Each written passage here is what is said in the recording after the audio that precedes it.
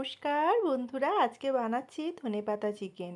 এটা অত্যন্ত ইজি রান্না আর অত্যন্ত কম টাইম লাগে। এর জন্য আমি চিকেনটা ধুয়ে ম্যারিনেট করে রেখে দেবো বলে আদা রসুন পেস্ট করে নিলাম। তারপরে দিয়ে দিলাম 1 চামচ হলুদ, 1 চামচ নুন, 1 চামচ কাশ্মীরি চিলি, 1 চামচ ধনে গুঁড়ো, 1 চামচ জিরে গুঁড়ো আর দিয়ে দিলাম আদা রসুনের পেস্টটা। দিয়ে মাংসটা আমি মেখে 15 মিনিট মতো রেখে দিলাম। এদিকে নিয়ে নিলাম মিক্সিতে কিছুটা ধনেপাতা, 2টো কাঁচা লঙ্কা আর 1 চামচ মতন টক দই দিয়ে এটা ভালো করে মিক্স করে নিলাম। এদিকে গ্যাসে কড়া বসিয়ে দিয়েছি, তেল গরম হয়ে গেছে।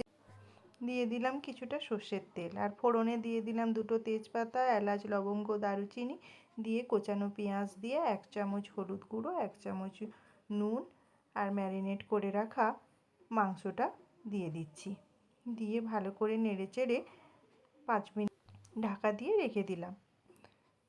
অর্ধেক চিকেনটা সেদ্ধ হয়ে গেছে। এবার মিক্সিতে তৈরি করে রাখা ধনেপাতার পেস্টটা দিয়ে দিলাম।